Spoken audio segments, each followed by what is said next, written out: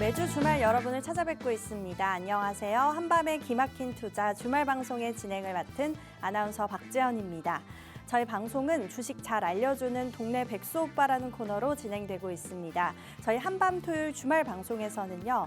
요즘 개인 투자자분들에게 핫한 미국 주식, 미국 ETF, 해외 선물에 대한 기초부터 심화 교육까지 또 해외 글로벌 증시 이슈에 대해서도 자세하게 안내해드리고 있습니다. 자, 그럼 오늘 해외 증시에 대해 다뤄주실 김보낸 칼리의 칼리 전문가님 만나보도록 하겠습니다. 전문가님 안녕하세요. 네, 안녕하세요. 반갑습니다. 네, 이번 주 미증시는 파월 의장이 FOMC 회의에서 미국의 경기 침체 가능성이 높지 않다라고 발언을 하면서 지수를 끌어올려줬습니다. 하지만 아직 시장의 불확실성은 남아있는 것 같은데요. 이와 관련해서 미증시 투자 전략 세워보도록 하겠습니다. 전문가님, 어떤 내용으로 준비해 주셨을까요? 네, 일단 이번 한 주 여러분들 계속적으로 좀 봐야 되는 상황 중에 하나가 우리가 뭐냐면 시장의 포커스는 딱 두 가지라고 생각하시면 될 것 같습니다. 당연히 관세, 그리고 그 관세를 왜 지금 이렇게까지 심화시키면서 가져가느냐, 이 내용 자체를 계속적으로 포커스를 둬야 우리가 이번 연도 적어도 상반기에 대한 내용 자체의 대응 영역이 된다고 보시면 될 것 같고요. 거기에 따라서 연준이 지금 현재 가져가는 스탠스나 내용 자체를 계속적으로 우리가 체크하면서 포커스를 잡으면서 보셔야 돼요. 이 두 내용, 결국에는 트럼프와 파월의 싸움이 될 수도 있는 상황으로 가져갈 것이고 여기에 따라서 투자 전략이 계속적으로 바뀔 수 있기 때문에 우리가 적어도 월 단위 혹은 분기 단위에 대한 내용 자체는 계속적으로 체크해 주시면서 바라봐 주시면 좋을 것 같습니다. 네, 이번 주에도 높은 상승률 보여주신 우리 칼리 전문가님인데요. 우리 전문가님과 함께 가격 전략, 투자 전략 세워보고 싶으신 분들은 하단의 팍스통신망으로 들어와 주시면 되겠습니다. 자, 그럼 이제 이번 주 글로벌 증시 이슈 정다영 캐스터 통해서 알아봅니다. 네, 이번 주 주요 글로벌 이슈 짚어보도록 하겠습니다. 첫 번째는 예상보다 조용했던 GTC, 시장 납득시키지 못한 젠슨 황입니다. AI 혁신을 선도하는 엔비디아가 GTC 2025에서 새로운 GPU 로드맵을 공개했습니다. 젠슨 황 CEO는 최대치로 스케일업하라는 메시지를 강조하면서 차세대 GPU 파인만을 처음 공개했는데요. 어떤 내용이 발표되었는지 빠르게 정리해보도록 하겠습니다. 18일 미국 실리콘밸리에서 열린 GTC 2025, 젠슨 황 CEO는 앞으로 모든 것은 AI 공장을 기반으로 움직일 것이라고 선언하면서 성능이 획기적으로 향상된 차세대 GPU 루빈과 파인만을 공개했습니다. 그는 AI 시대에서는 기존 시스템의 성능을 최대한 끌어올려야 한다며 스케일 아웃보다는 스케일 업이 먼저라는 전략을 강조했습니다. 이날 발표된 내용 중 가장 주목받은 것은 차세대 네트워크 기술 스펙트럼 X였는데요. 실리콘 포토닉스 기반의 이 기술은 데이터 센터의 전력 소모를 줄이면서 초대형 AI 공장을 구축하는 데 핵심 역할을 하게 될 전망입니다. 또한 젠슨 황 CEO는 최근 AI 시장에서 큰 반향을 일으킨 중국의 딥시크 R1에 대해서 직접 언급하면서 추론 AI 미래는 오히려 더 많은 컴퓨팅 자원을 필요로 한다고 강조했습니다. 이를 위해 엔비디아는 새로운 오픈소스 추론 소프트웨어 다이나모를 공개하면서 이 추론 AI의 성능을 획기적으로 높일 것이라고 밝혔습니다. 결국 엔비디아는 AI 공장과 GPU 확장을 통한 압도적인 성능 향상을 이어가면서 이 AI 시대의 주도권을 놓치지 않겠다는 전략을 내세웠는데요. 자세한 내용은 칼리 전문가님과 뒤에서 알아보도록 하겠습니다. 네, 두 번째로는 경기 성장 둔화가 의미한 점도표, 그럼에도 지수는 상승, 3월 FOMC 결과입니다. 연준은 정책 금리를 4.25에서 4.5% 수준에서 동결하기로 결정했습니다. 이번 결정은 최대 고용과 안정적인 물가라는 연준의 이중 목표를 달성하기 위해 신중하게 이루어진 것인데요. 연준은 최근 경제 상황을 평가한 결과 노동시장이 여전히 견고하고 인플레이션이 다소 높지만 2% 목표에 점차 가까워지고 있다고 판단했습니다. 지난 3개월 동안 미국에서는 월 평균 20만 개의 신규 일자리가 창출됐는데요. 실업률도 4.1% 수준으로 안정적으로 유지되고 있습니다. 그러나 소비자 지출이 둔화되고 있으면서 이 경제 전망에 대한 불확실성이 커지고 있는 점도 주목해야 할 부분입니다. 인플레이션을 살펴보면요. 2월 기준 개인 PCE 물가 지표는 2.5% 상승, 이 변동성이 큰 식품과 에너지를 제외한 핵심 PC는 2.8% 상승했습니다. 이는 여전히 연준 목표인 2%를 초과하는 수준이지만 장기적으로 2027년 초에는 2%에 도달할 것으로 예상되고 있습니다. 연준은 금리를 동결하는 것뿐만 아니라 시장 유동성을 조절하기 위해 자산 규모 감속 속도를 늦추기로 결정했는데요. 4월부터 국채의 상환 한도 축소를 하면서 경제 시장의 불필요한 긴축을 방지할 계획입니다. FOMC 결과와 파월 의장 연설 이후 지수는 상승했는데요. 관련해서 전문가님과 뒤에서 자세히 알아보도록 하겠습니다. 다음으로는 지지부진은 글로벌 평화, 분쟁 상황 언제까지입니다. 네, 먼저 트럼프 푸틴 간의 합의 소식입니다. 백악관에 따르면 두 정상은 90분 넘게 전화 통화를 하면서 인프라와 에너지 시설에 대한 공격을 금지하는 부분적 임시 휴진을 추진하기로 합의했습니다. 이 트럼프 대통령이 한 달 전면 휴전안을 제안했고 이에 대해 러시아가 부분적 휴전안을 역제안하면서 합의가 성사된 것으로 보이는데요. 트럼프 대통령은 통화 후 자신의 소셜미디어를 통해 러시아와 우크라이나 모두 전쟁이 끝나기를 원한다라며 이 평화 협상 가능성을 언급했습니다. 하지만 우크라이나 젤렌스키 대통령은 러시아가 새로운 공세를 준비 중이라며 경계를 늦추지 않겠다는 입장을 밝혔습니다. 한편 이스라엘과 하마스 간의 전쟁은 다시 불길이 치솟고 있습니다. 현지 시간으로 18일 새벽 이스라엘군이 가자지구 전역을 향해 대규모 공습을 감행했는데요. 이 공격은 지난 1월 휴전 이후 최대 규모의 공습으로 평가됩니다. 하마스가 통치하는 가자지구 보건부에 따르면 이번 공습으로 최소 400명 이상이 사망했고 560명 이상이 부상을 입었습니다. 이스라엘 총리는 이번 공격은 시작일 뿐이라며 강경 대응을 예고했습니다. 반면 국제사회에서는 이스라엘이 전쟁이 지속하는 이유가 국내 정치적인 목적 때문이라는 분석도 나오고 있는데요. 이 과정에서 이스라엘 내부에서도 전쟁 반대 시위가 계속되고 있습니다. 우크라이나 전쟁과 중동의 분쟁 모두 국제 정세를 흔드는 데 중요한 변수인데요. 부분적 휴전 합의에도 불구하고 이 전쟁이 완전히 종식될 가능성은 여전히 불투명한 상황입니다. 자세한 내용은 전문가님과 뒤에서 이야기 나눠보도록 하겠습니다. 마지막으로 마이크론, 나이키로 이어진 미국 대기업 실적인데요. 네, 먼저 반도체 기업 마이크론 테크놀로지가 시장 예상치를 상회하는 실적을 발표했습니다. 2분기 매출은 전년 대비 38% 증가한 80억 5천만 달러로 애널리스트 예상치를 뛰어넘었고 조정 주당 순이익도 기대치를 상회했습니다. 이 같은 호실적에 힘입어 시간 외 거래에서는 마이크론 주가가 3%가량 상승했는데요. 특히 AI칩에 사용되는 HBM 매출이 10억 달러를 돌파하면서 성장을 견인했습니다. 회사는 앞으로도 HBM 수요가 계속해서 증가할 것으로 내다보고 있습니다.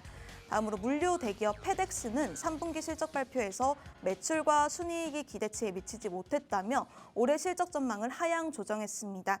이에 따라 시간 외 거래에서 주가는 5% 이상 하락했는데요. 경영진은 경기 둔화와 물류 수요 감소가 주요 원인이라고 분석하면서 향후 비용 절감을 위한 전략을 강조했습니다.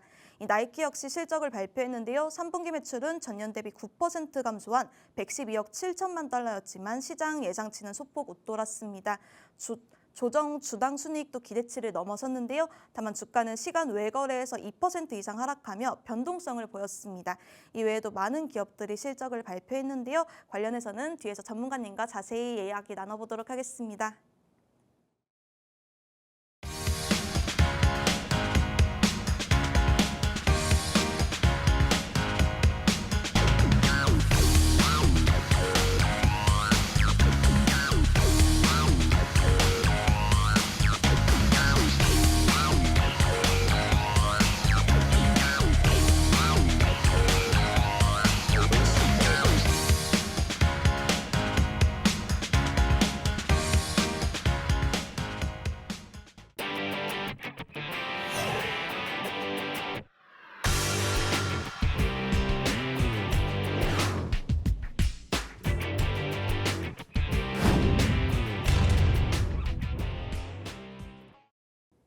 네, 이번 주 글로벌 증시 이슈 첫 번째 이슈부터 다뤄보면요.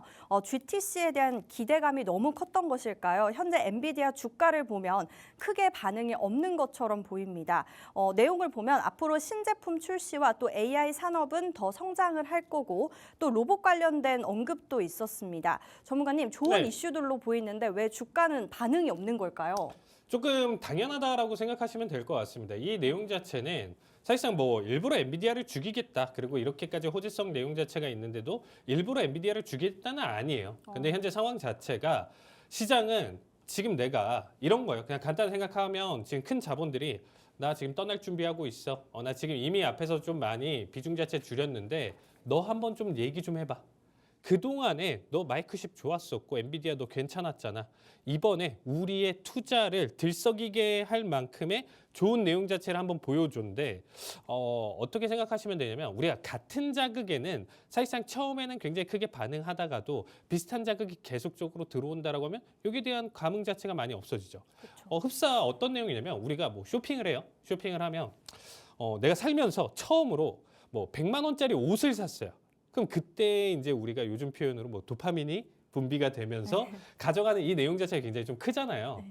근데 계속 내가 그만큼 많이 벌이가 늘어났고 100만 원대의 옷을 계속적으로 사는 행위를 3번, 4번, 5번, 10번 이상 반복하면 처음 샀을 때 그 기쁨만큼의 그 내용 자체를 못 가져가죠. 그럼 이 이상을 가져가려면 1000만 원짜리 옷을 사야 돼요. 그렇죠? 네. 다음번에 1000만 원짜리 샀다? 그럼 또 거기서 새로운 도파민이 많이 분비가 되겠죠. 근데 이 이상을 또 치려면 결국에는 나중엔 1억이 될 수도 있는 거고요. 10억짜리 옷을 사야 그 이상을 충족이 된다라는 거예요. 그러니까 제가 하고 싶은 얘기는 같은 자극이 계속적으로 반복됐고 이미 지금 최근 2년간의 상승 자체가 이미 충분히 그 이상을 계속적으로 뛰어넘는 우리에게 도파민을 주었었던 엔비디아였었는데 지금은 그 이상을 깨긴 힘들다. 이거 역시도 지금 최고점이다라는 건 인정을 하셔야 돼요. 지금 현재 우리가 가져갈 수 있는 최고점은 1000만 원짜리 옷을 샀을 경우랑 지금 똑같다고 보시면 돼요. 근데 이 1000만 원짜리 옷을 벌써 5번, 6번 이상의 구매 행위를 가져갔기 때문에 그거에 대한 감흥도가 지금 떨어졌다. 이렇게 생각하시면 되겠습니다. 자, 일단 뭐 자세한 내용 자체를 보시면 그래도 이번 한 주 기준으로는 시장 자체가 나쁘진 않았어요. 전체적으로 지금 일단 상승 흐름 자체 보여주면서 섹터 전반적인 상승 흐름 자체를 끌어냈었던 한 주였다라고 보시면 될 것 같고요. 뭐 테슬라나 뭐 메타 정도 그리고 이제 뭐 브로드컴 정도 지금 일단 하락폭을 보여주고 있는데 나머지에서 일단 그동안에 좀 강하게 눌렸었던 거 대비 반등 흐름 자체를 좀 크게 보여줬다라고 보시면 되겠죠. 자, 오랜만에 섹터 전체 상승 흐름 자체를 좀 보여줬고요. 특히나 이제 좀 에너지 쪽의 상승 자체가 좀 두드러졌다라고 보시면 되겠습니다.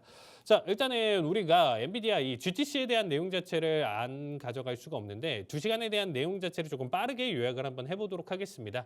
자, 먼저 보시면 블랙엘은 최신 AI 칩으로 기존 호퍼 대비보다 40배 더 강력한 성능을 제공을 한다. 결국에는 우리가 이 AI에 대한 발전, 추론 가능한 내용 자체로 일단은 우리가 넘어간다라고 했었을 때 결국에는 지금 현재 이 리즈닝 단계에 대한 내용 자체에서는 필수적으로 블랙엘 그 이상에 대한 칩이 필요하다라는 내용 자체를 좀 강조를 하고 있어요. 근데 이거 다 알고 있는 내용이에요. 정말 우리가 휴머노이드 수준으로 그리고 완전한 자율주행 수준으로 넘어간다라고 하면 이 이상의 스펙이 필요하다라는 건 누구나가 다 알고 있는 사실입니다. 그런데 제가 계속 강조하는 건 뭐냐면 지금 내가 사용하고 있는 이 수준 단계에서 이게 필요하냐 이거예요. 결국엔 기술 발전은 되겠죠.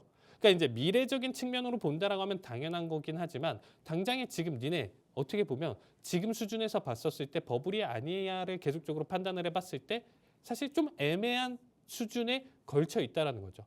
어떤 느낌이냐면 이제 챗GPT가 훨씬 더 우리가 지금 생각하는 수준에서 10배, 20배, 말 맞다나 진짜 40배 이상의 수준의 지금 성능 업그레이드가 된다라고 하면 지금에 대한 내용 자체를 받쳐주면서 계속 주가 상승을 이끌어갈 수가 있다고 보시면 돼요.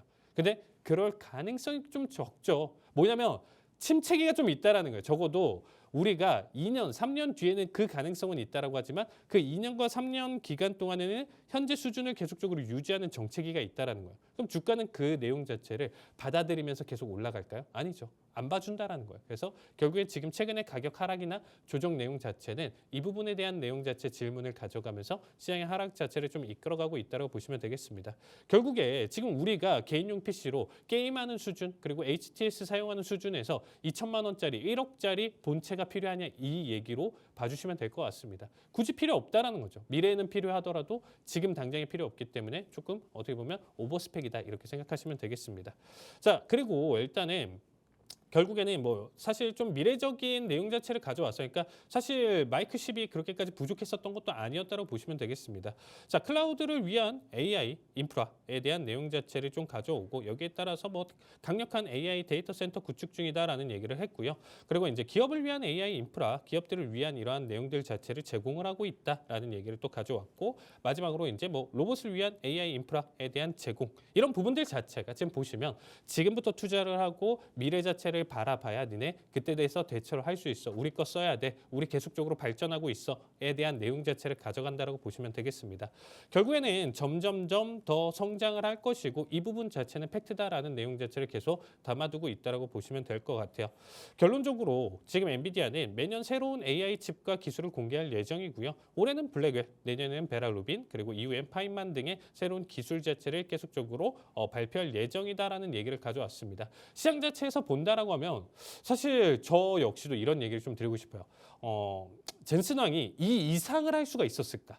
그러니까 사실 언급에 대한 내용 자체는 이 이상을 할 수 있었을까에 대한 내용 자체로 보면 뭐 자사주 매입 그리고 뭐 이제 뭐 배당주 뭐 이런 내용들 자체는 사실 또 별개가 될 수 있는데 나와서 AI에 대한 미래 기술 보통 지금 가져가는 가장 핵심이기 때문에 엔비디아가 보여줄 수 있는 가장 최선의 내용 자체를 가져왔다라고 얘기는 드리고 싶어요. 하지만 앞에서 설명드렸었던 그 도파민에 대한 내용 자체가 지금은 이미 좀 과한 상태였기 때문에 지금의 이상을 깨기는 사실 조금 힘들지 않았을까라는 얘기를 좀 드리면서 최근에 대한 주가 내용 자체까지만 간단하게 좀 설명드리도록 하겠습니다.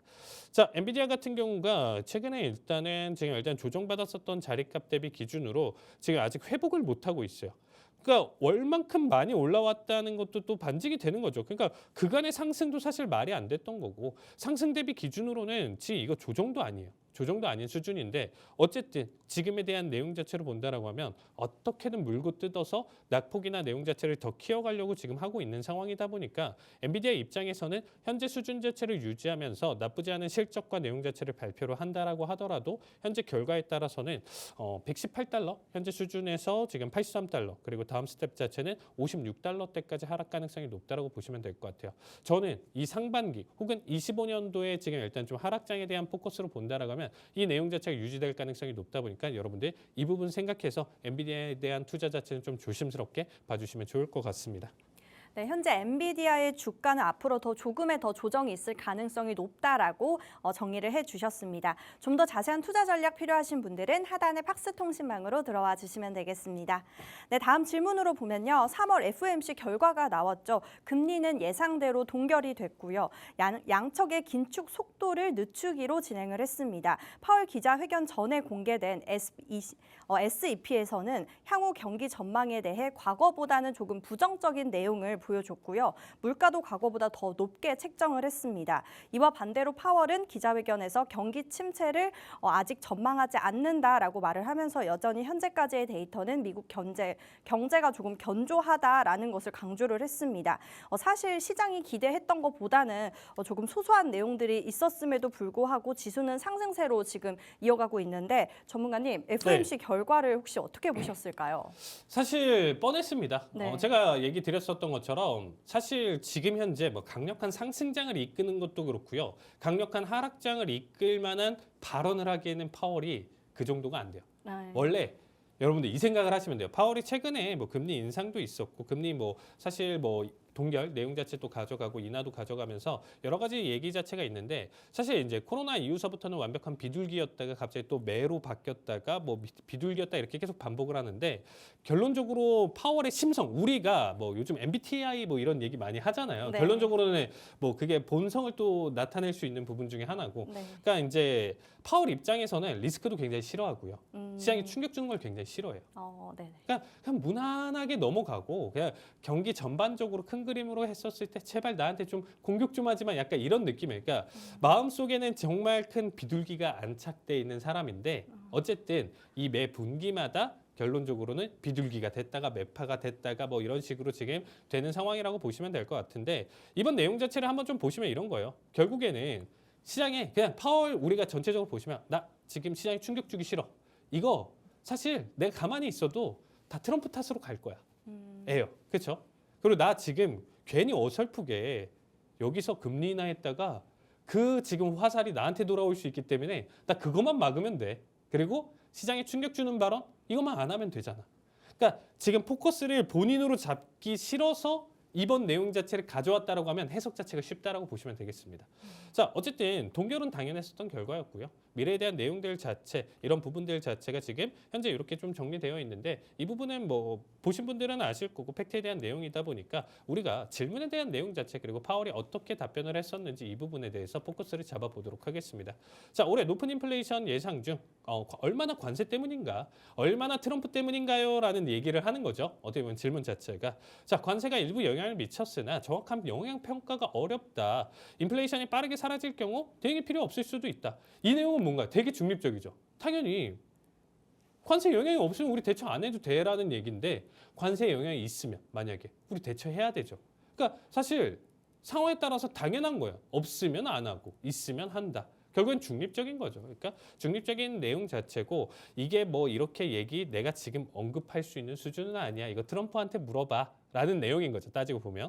그리고 인플레이션 기대치가 일부 지표에서 상승했다. 이에 대한 평가는 어떠냐? 이의 변화는 지금 단기 기대치는 지금 현재 트럼프 때문에 상승을 했어. 근데 장기적으로 봤을 때는 2% 목표에 부합하면서 안정적이야. 굳이 지금 현재 이 내용 자체를 크게 나 언급하고 싶지는 않아요.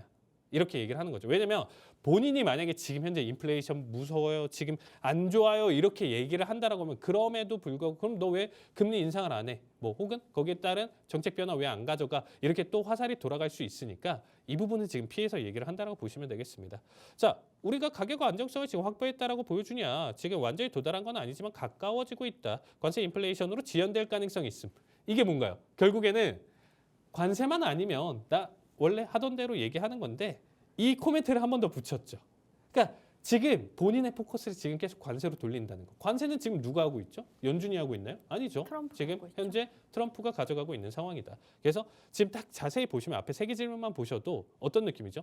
중립적이고 불확실성에 대한 내용 자체 가져가고 거기에 맞춰서 올라가면 인플레이션 올라가면 거기에 맞춰서 떨어지면 거기에 맞춰서 대응을 하겠다고 결국엔 불확실성이나 이 내용 키운 사람은 트럼프예요라고 지금 계속 답변을 하고 있죠. 자, 관세 인플레이션이 일시적이라고 판단한 근거는 과거 경험을 보면 우리가 과거 데이터 관세에 대한 내용 자체로 이끌었었던 거는 있기 때문에 팩트적으로 가져간다. 일시적이었다. 하지만 이번에도 같을지는 확신할 수는 없다. 계속 중립적으로 가져가죠. 내 책임은 아니기만 하면 되는 거예요.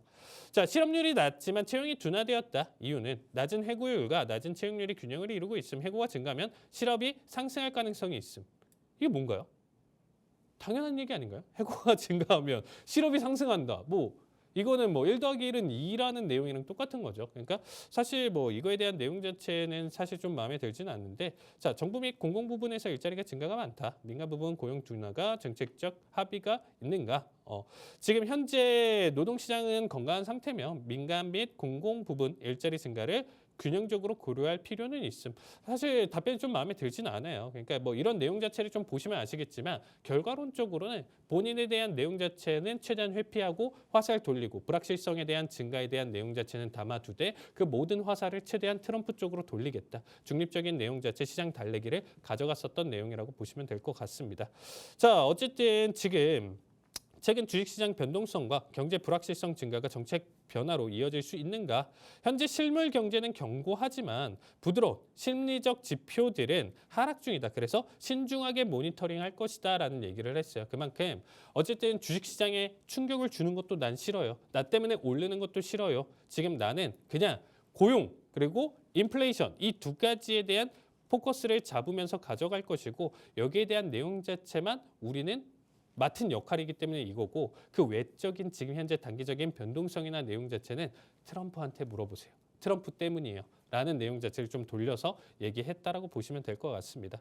자, 이 결과 뭐 지금 현재 앞에서 그래도 시장이 좀 원하는 내용 자체를 들었다라고 지금 좀 판단을 하면서 어쨌든 좀 단기적인 상승 자체는 이끌었지만서도 차트를 보시면 아시겠지만 지금 현재 지수 상승 자체를 파월 때문에 이끌어갔었던 부분들 자체가 고스란히 다 잡히면서 최근에 이번 한 주 자체는 어떻게 보면 횡보 장세를 계속적으로 좀 유지했다라고 보시면 될 것 같습니다. 그나마 반등인 상황이지만서도 사실 파월의 영향이나 FOMC의 영향 자체는 그렇게까지 큰 한 주는 아니었다라고 보시면 될 것 같아요. 어쨌든 우리가 3, 6, 9월 계속적으로 12월까지 해서 주요 포커스를 계속적으로 담아둘 만큼 오늘자 교육에서도 준비했으니까 많은 참여 계속적으로 시청 부탁드리도록 하겠습니다.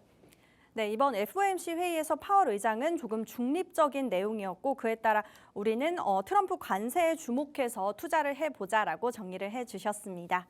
네, 다음 질문 보면요. 트럼프가 당선 초기와 그리고 대선 당시에도 강조를 했던 게 내가 대통령이라면 일어나지 않았을 일이라고 얘기를 했던 러시아와 우크라이나 전쟁과 또 하마스 분쟁 상황이 현재 아직까지는 속도가 나지 않고 있는 상황인 것 같습니다. 전문가님, 이 네. 양 분쟁 사태를 트럼프가 정말로 종식을 시킬 수 있을까요? 사실 일기 때만 보셔도 아시겠죠. 네. 뭐냐면 트럼프 일기 때 나와가지고 북한과 우리나라 어떻게 보면 최대한 더 해가지고 어떻게 합의점 가져가면서 뭐 정말 뭐 통일을 일으킬 만큼 뭐 이런 식으로 이제 좀 얘기를 했었는데 막상 어땠나요? 뭐 만나고 뭐 잘안 김정은 만나고 친하다 뭐 기억나시죠? 일기 때 몇 년 전이었었는데 막 하면서 우린 친구고 뭐 이렇게 잘 뭐 정책적으로 이끌어 갈 것이다 얘기는 했는데 지금 와서 보세요. 뭐 없죠. 결국에는 트럼프가 그거를 해줄 수 있느냐? 지금 트럼프는 여러분들 이 생각만 하시면 돼요. 결국엔 미국을 위대하게 가져가기 위해서는 지금 현재 본인들 앞에 놓여 있는 가장 최고의 문제인 부채에 대한 내용 자체가 가장 제일 포커스예요. 그러니까 다른 데 눈 돌릴 수가 없어요. 그냥 아나운서님 이렇게 생각하시면 돼요. 아나운서님이 네. 지금 빚이 100억이에요. 네. 아나운서님 빚이 지금 100억이 있다고 네네네. 해보면 100억인데 아나운서님이 이제 파워가 세요. 네. 뭐 인플루언서고 뭐 방송 나와서 이제 뭐 어떠한 내용들 자체를 가져가면서 힘이 세고 나름 그래도 달에 버는 돈이 그래도 뭐 몇 천만 원씩 돼요. 네. 근데 빚이 100억이에요.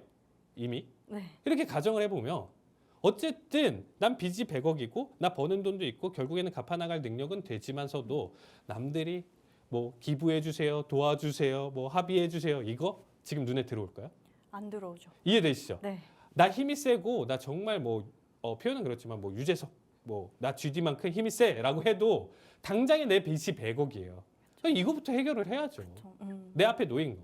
나 이거 급해. 이거예요. 그러니까 지금 분쟁 자체도 보시면 아시겠지만 이전에 우크라이나 어땠나요? 결국에는 어떻게든 이 전쟁을 종식시켜서 그 안에 있는 광물들, 그렇죠? 히토로 금속들. 이 내용 자체에서 니네 전쟁에서 우리한테 가져간 만큼 니네 돌려내.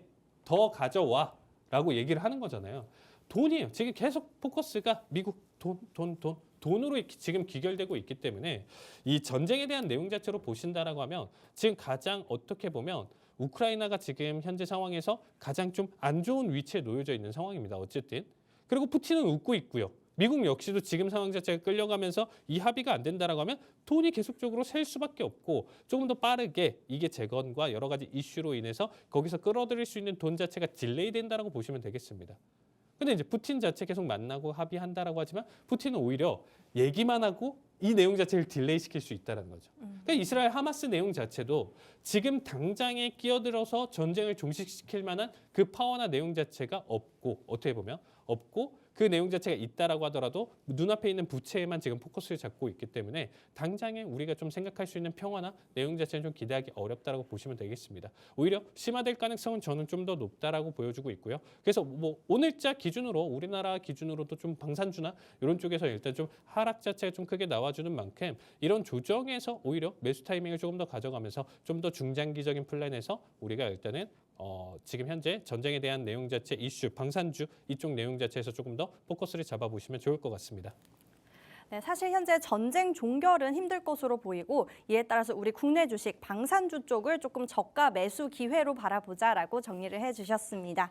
네, 이어서 마지막 질문 보면요. 이번 주에도 주목할 만한 기업들의 실적 발표가 있었습니다. 먼저 마이크론의 경우 EPS가 1.56달러로 시장 예상치인 1.44달러를 뛰어넘는 호실적을 보여줬습니다. 총 매출 역시 80.5억이라는 수치로 여전히 HBM 수요가 견조하다라는 부분을 보여줬는데요. 전문가님, 이번 마이크론 실적을 기점으로 우리가 좀 부진했던 AI 관련주들 이제 다시 상승세 탈 수 있는 걸까요? 아니요, 저는 정말 좀 힘들다라고 좀 얘기를 드리고 싶습니다. 왜냐면 결국에는 지금 이 마이크론이 대장이 아니에요. 그래서 지금 좀 보시면 아시겠지만 최근 마이크론 같은 경우는 그래도 주가는 좀 버텨주고 있어요. 그리고 이전의 상승이나 내용 자체도 사실 가파르긴 했었지만서도 엔비디아에 대한 상승이나 내용만큼에 담아두지는 않았다라는 거죠. 그러니까 엔비디아 오를 때 그만큼 못 올랐기 때문에 떨어질 때 덜 떨어진다라고 보시면 되겠습니다. 자, 그래서 지금 현재 기준으로 마이크론이 이러한 내용 자체, 실적에 대한 결과값 내용 자체로 상승 탄력을 계속적으로 보여줄 수 있느냐? 그러면 엔비디아는 더 가요.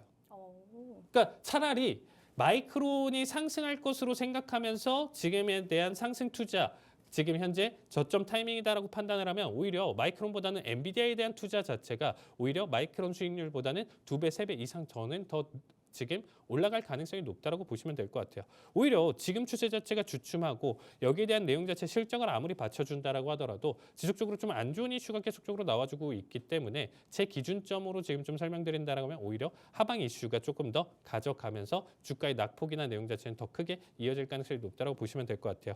자, 최근에 지금 기관값 조정 자체가 저는 계단식 하락에 대한 내용 자체를 담아둘 가능성이 높다라고 보여주고 있기 때문에 오히려 앞에 상승분을 지금 더 다 잡아먹으면서 낙폭 자체의 지속성을 더 보여줄 수 있다라고 생각하고 있습니다.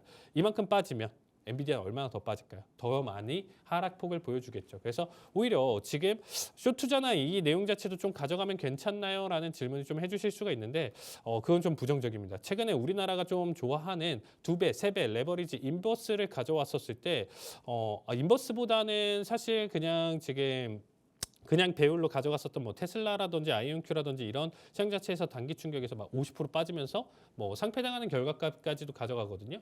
그래서 그런 무리한 투자 말고요. 현물에 대한 내용 자체를 좀 판단하면서 차라리 자리값 타이밍을 조금 기다려보고 상반기 조금 넘기고 하반기부터 조금 더 준비해 보시는 게 어떨까라는 얘기를 좀 드리고 싶습니다.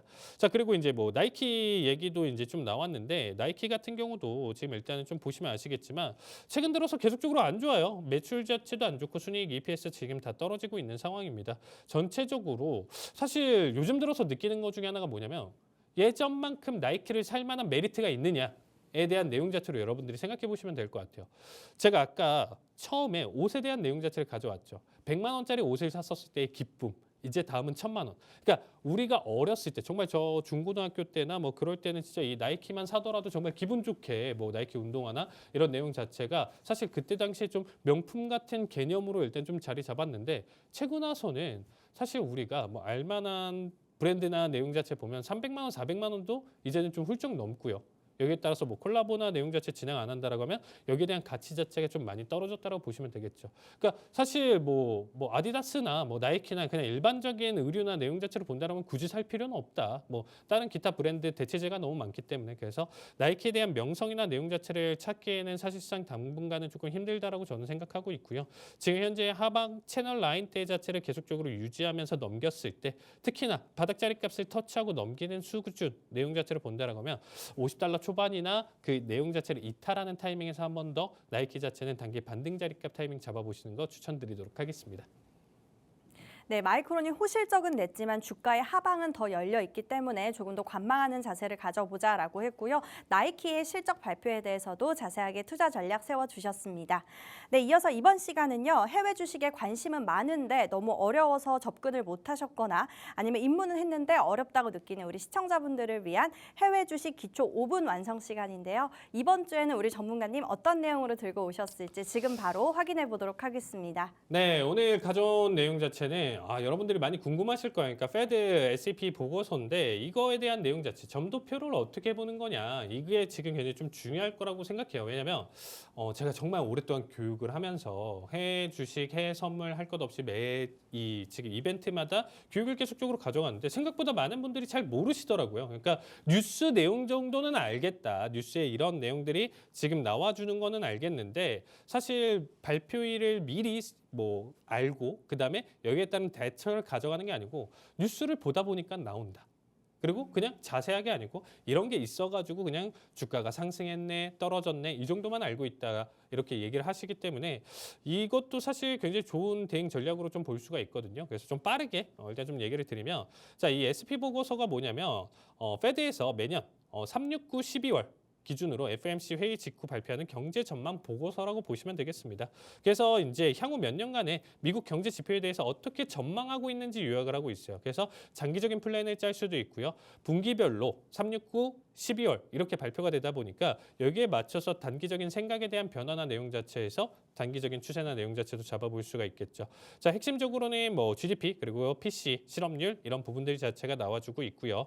내용 자체로 본다라면 이렇게 나와줍니다. 점도표에 대한 내용 자체로 자, 체인지 인 리얼 GDP, 실질 GDP에 대한 변화 내용 자체가 25년도에 1.7% 생각하고 있는데 디셈버 이전 직전에 12월 달에 어떻게 발표했나 2.1에서 1.7%로 바뀌었죠. 그만큼 지금 현재에 대한 경기에 대한 내용 자체를 안 좋게 생각한다는 거야. 26년, 27년 점점 더 늘어날수록 거의 비슷한 수치로 수렴하는 거는 보이실 수 있고요.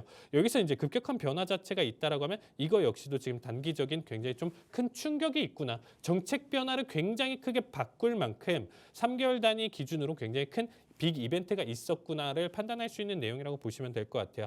자, 점도표에 대한 내용 자체를 또 보시면 어떤 내용이냐면 간단해요. 우리가 어렸을 때 뭐 투표나 내용 자체로 봤었을 때는 우리가 뭐 학급 투표를 할 때도 똑같죠. 결국에는 누군가는 그 이름을 알고 있지만 사실상 무기명 투표인 거죠. 무기명 투표. 그래서 연준위원들이 19명인데 누가 이거를 찍었냐, 여기 부분에다가 찍었냐를 알 수 있는 게 아니고 그냥 스티커로 돼 있다고 보시면 돼요. 동그란 스티커. 그래서 얘네가 지금 계속적으로 기준금리에 대한 전망치를 지금 점으로 찍어서 시각화한 것인데 이렇게 나와요. 그냥 우리 투표하는 거죠.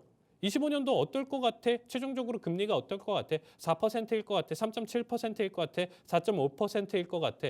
각각의 생각이 다른 거잖아요. 그래서 19명이 찍으면 여기에 대한 평균치가 올해 연준이 생각하는 지금 현재 최종적으로 금리에 대한 지금 현재 방향성, 내용 자체를 담아준다고 보시면 돼요. 3개월 단위로 찍죠. 그러면 3개월마다 여기서 급격한 변화가 있다라고 하면 그 부분 자체가 트리거가 되면서 우리가 향후 앞으로 한 달 혹은 3개월에 대한 정책 변화를 바라볼 수 있다고 보시면 되겠습니다. 그래서 현재에 대한 점도표 내용 자체가 이렇게 생각하시면 돼요. 또 너무 지금 위아래로 분산돼 있어서 퍼져 있다. 만약에 이렇게 되어 있다라고 하면 이거 역시도 좀 문제가 된다. 이거는 불확실성에 대한 증가고 연준 자체에서도 의견 자체가 합의가 안 되고 있는 상황이다 보니까 사실상 계속적으로 크게 변화가 될 수 있다라는 내용 자체로 시장에 큰 하방 압력을 작용할 수가 있다. 이렇게 생각하시면 될 것 같아요. 그래서 점도표에 대한 내용 자체 결국에는 평균값을 이렇게 지금 무기명으로 가져가는 거고 특히나 장기적인 롱텀에 대한 내용 자체에서 큰 변화가 있는지 이 부분 잘 체크를 해보신다라고 하면 우리가 지금 미래에 대한 인사이트 내용 자체를 가져갔었을 때 일부 많은 참고를 할 수 있는 내용이다 이렇게 정리드리고 싶습니다. 네, 페드 SEP 보고서에 대해서 교육 진행해 주셨습니다. 좀 더 자세한 교육 필요하신 분들은 하단의 팍스 통신망으로 들어와 주시면 되겠습니다. 네, 그럼 이제 다음 주 글로벌 증시 이슈 정다영 캐스터 통해서 알아봅니다. 네, 다음 주 글로벌 주요 이슈 짚어보도록 하겠습니다. 첫 번째는 GDP PC로 이어지는 다음 주 주요 지표입니다. 다음 주에는 시장에 영향을 크게 미칠 주요 발표들이 예정되어 있는데요. 함께 살펴보도록 하겠습니다. 3월 24일 월요일에는 유럽에서 프랑스와 독일의 제조업과 서비스 구매 관리자 지수 PMI 발표가 되고요. 미국에서는 시카고 연준 국가활동지수가 발표됩니다. 이는 경기 둔화 가능성을 점검할 중요한 데이터입니다. 다음으로 3월 25일 화요일에는요, 미국의 건축 허가 건수 및 신규 주택 판매 지표가 발표됩니다.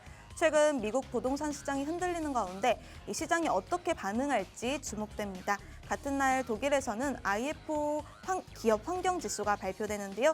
기업들의 경제 전망이 반영되는 만큼 유럽 증시에는 영향이 줄 가능성이 크다고 합니다. 다음으로 3월 26일 수요일에는요. 영국의 소비자 물가지수 CPI가 발표됩니다. 영국의 인플레이션이 얼마나 잡혔는지 확인할 수 있는 중요한 지표인데요. 미국에서는 내구재 수조 지표가 공개되면서 기업들의 투자 심리를 보여줄 전망입니다. 다음으로 3월 27일 목요일은 가장 주목해야 하는 날인데요. 미국의 4분기 GDP 수정치가 발표됩니다. 기존 성장률 전망치가 2.3%인데 이 수정된 데이터가 경기 침체 우려를 완화할지 관심이 집중되고 있습니다. 또한 미국의 신규 실업수당 청구 건수가 함께 발표되는데요. 노동시장의 흐름을 가늠할 수 있을 것으로 보입니다. 다음으로 3월 28일 금요일도 주목해야 하는 지표가 있는데요. 미국의 PCE 물가지수가 공개됩니다. 연준이 가장 중요하게 보는 인플레이션 지표인 만큼 이 금리 정책에도 영향을 미칠 가능성이 크다고 합니다. 같은 날 독일에서는 실업률 지표가 발표되는데요.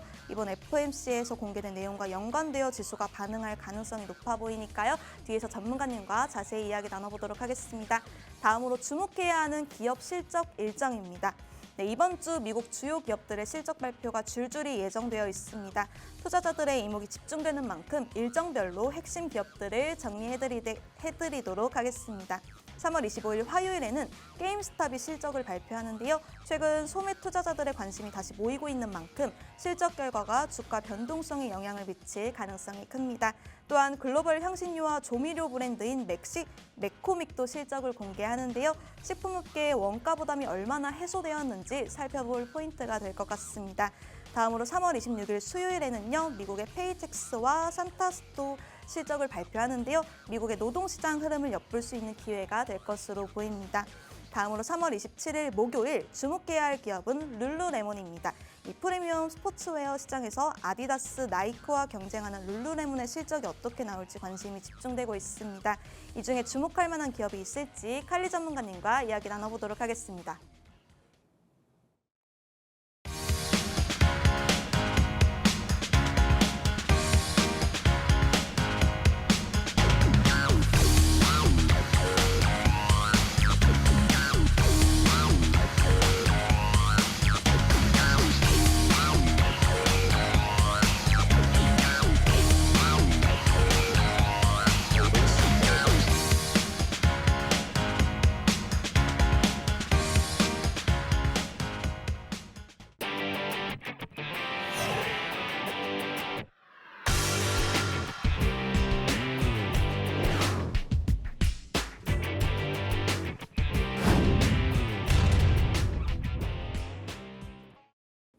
네, 다음 주 글로벌 증시 이슈 첫 번째 질문부터 보면요.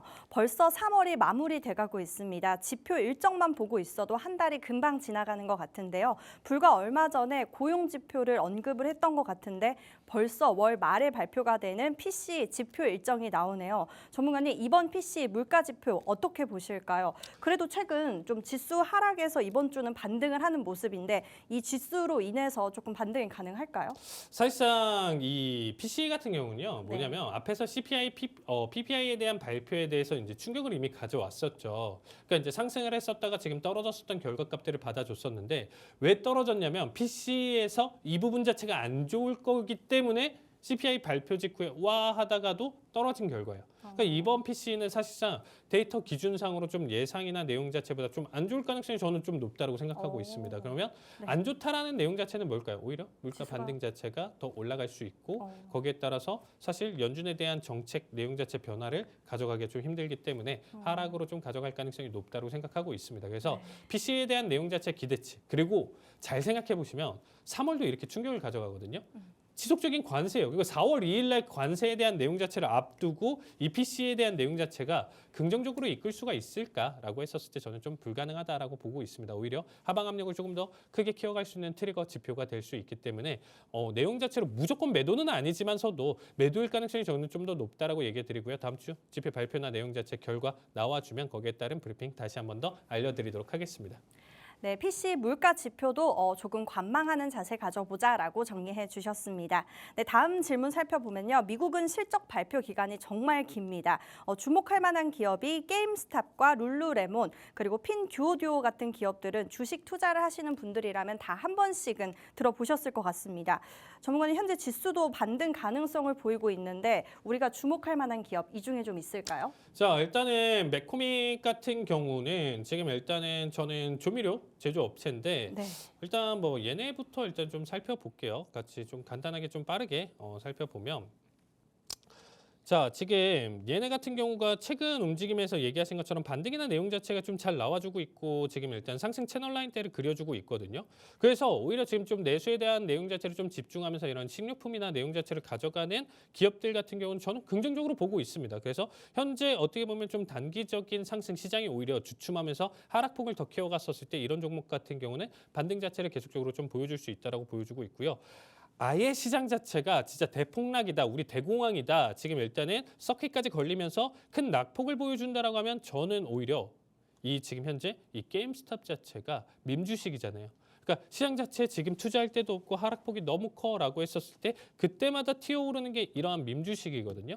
그래서 한 번 더 튀어오를 때가 됐다. 그래서 GME 같은 경우는 사실 예전에 이제 뭐 역사적인 하락 상승 내용 자체를 가져가면서 사실 뭐 10배, 20배 이상 아니고 100배 이상까지도 가져가신 분들도 계실 거예요. 그만큼 정말 단기적으로 큰 움직임 보여줬었는데 게임스탑에 대한 지금 기대치나 내용 자체를 본다라고 하면 한 번 더 튀어오를 준비를 하고 있고 여기에 대한 기대치나 내용 자체는 단기적으로 30%, 100% 수준까지도 좀 받아줄 수 있는 기업이기 때문에 이 두 종목 자체는 우리가 시장이 하락하면 하락할수록 봐주시면 좋을 것 같습니다.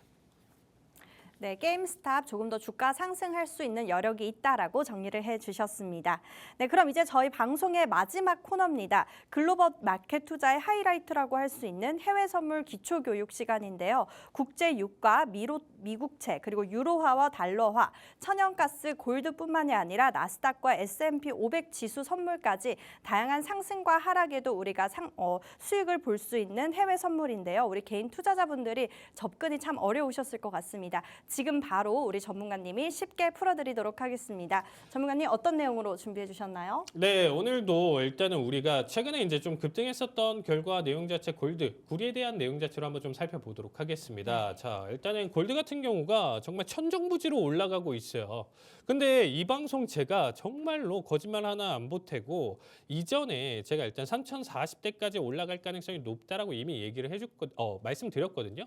그러니까 이전에 계속적으로 브리핑 드렸고 지금 작년에 12월, 11월 이때쯤에 이제 추가 상승 가능성이 있다. 골드는 계속적으로 바라보시고 특히나 ETF 교육 때도 제가 얘기를 좀 드렸었어요. 왜냐면 골드 투자해라. 골드 계속적으로 간다. 지금 현재 전쟁의 장기화나 내용 자체로 본다라고 하면 리스크 자체 본다라고 했었을 때 상승 가능성이 있고요. 골드 같은 경우는 지금 현재 단기적으로 또다시 조정이 나와주고 있는데 사실 쉽지는 않습니다. 특히나 선물 투자하시는 분들은 더 못해요. 그러니까 선물 투자라고 지금 얘기 드리는 건 아니고요. 오히려 이제 제가 12월 말, 그러니까 1월 초부터 해가지고 이제 좀 얘기 드렸었던 자리값이 지금 보시면 아시겠지만 1월 초만 하더라도 2,700 수준이었거든요. 3,000을 넘겼어요. 그러니까 ETF 기준으로 레버리지를 없이 가져왔어도 10% 넘는 수익을 가져가는 거고 2배, 3배 레버리지가 만약에 가져왔었다라고 하면 20%, 30% 이상까지도 보여줬겠죠. 그러면 지금 현재 결과값에서는 사실 큰 포인트에 대한 상승 가능성도 없고요. 일단 슬슬 정리해야 되는 타이밍이다라고 보시면 되겠습니다. 그럼 여기에 따른 지금 일단 우리가 생각해봤을 때 자체 좋은 자리값이나 내용 자체는 이전에 제가 피보나치에 대한 내용 자체를 좀 설명드렸을 때 자리값 기준으로 1.618과 지금 2, 그러니까 2.0 그래서 3,150 구간대가 여기 사이 구간대가 지금 일단은 맥시멈 마지노선 고점이다라고 보시면 될 것 같아요. 이 이상에 대한 내용 자체를 지금 좀 받아준다라고 하더라도 사실 여기서 투자 멈추고 단기적으로 엑시트 가져가는 자리값이라고 보시면 돼요. 오히려 지금 자리값 그래 나 오히려 골드 워낙 많이 상승했기 때문에 지금 오히려 숏 투자에 대한 내용 자체로 접근하겠어 하시는 분들도 저는 나쁘지 않다라고 보여주고 있습니다. 대신에 버텨야 되는 자리값은 3,150 자리값이고 거기에 대한 피보나치 비율 자체는 1.618, 2.0에 대한 내용 자체를 기억해 주시면 될 것 같아요. 여기에 대한 지금 자리값 해석 자체는 사실상 앞에서부터 나와주는 A, B는 CD 패턴 이전에 대한 제가 교육에서 설명드리는 내용 중에 하나고 여기에 맞춰서 지금 자리값 가져가는 자리값이라고 보시면 될 것 같습니다. 그리고 이제 마지막으로 구리 같은 경우도 제가 4.9까지 이 방송에서 계속 언급을 드렸었는데 좀 아쉬웠었던 부분이 뭐였냐면 작년 12월 내용 자체에서 이 구간대 정체기를 가져가면서 매주 나와서 얘기를 드렸었던 게 정말 거짓말처럼 가져갔었던 내용 중에 하나였었는데 지금에 대한 상승 자리값은 눈에 띄게 확실하게 좀 보여주는 자리값이죠. 그래서 현재 자리값 기준으로 구리에 대한 지금 내용 자체를 지금 일단 좀 설명드리면 618 자리값에서 지금 786 자리값 내용 자체 담아두고 추가적인 상승 흐름 자체를 보여주다 보니까 오히려 구리 자체는 전고를 돌파하면서 넘어왔었을 때 최대 상승폭 자체 5.58달러대까지 상승 가능성이 있다라고 보여주시면 될 것 같아요. 그래서 상승에 대한 지금 현재 구간대 내용 자체를 지금 당장 투자해도 되나요? 구리 자체 이렇게 질문을 하실 수가 있는데 이 부분 자체는 지금 좀 부족해요. 그래서 5.58대까지 지금 이끌어가는 내용 자체에서 우리가 지금 현재 교육 내용 자체로 보시면 지금 앞에서 채널 라인대를 그려주는 이 구간대를 좀 유지하면서 넘어갈 가능성이 높다고 보시면 되겠죠. 그래서 구리는 단발적으로 한 번 더 조정 자리값이 나와주고 제 기준으로 지금 좀 설명드린다라고 한 4.9 초반 혹은 그 이상 자체를 이탈을 한다라고 하면 그 다음부터 다시금 찔러주는 상승폭이나 내용 자체에서 이 매수 구간을 노려보시는 것 조금 더 추천드리도록 하겠습니다. 그래서 여기에 대한 단기 대응 내용 자체 궁금하신 분들은 텔레그램방 참여하셔서 그리고 이제 노란톡방 참여하셔서 여기서 여러 가지 내용들 자체 내용들 담아가시면 될 것 같고요. 궁금한 부분들은 질문 주신다라고 하면 나중에 정리해서 이 부분 방송에서 다시 한 번 더 언급드리도록 하겠습니다. 네, 매시간 말씀을 해주셨던 골드와 구리에 대해서 오늘 교육 진행해 주셨습니다. 우리 칼리 전문가님과 함께 자세한 투자 전략, 가격 전략 세워보고 싶다 하시는 분들은요. 하단의 팍스 통신망으로 들어와 주시면 되겠습니다. 네, 오늘 저희가 준비한 내용은 여기까지입니다. 본 방송에서 제공되는 정보는 투자 판단에 대한 참고 자료일 뿐이며 해당 종목에 대한 상승과 하락은 보장드리고 있지 않습니다. 저희는 다음 시간에 뵙도록 하겠습니다. 시청해주신 여러분 고맙습니다.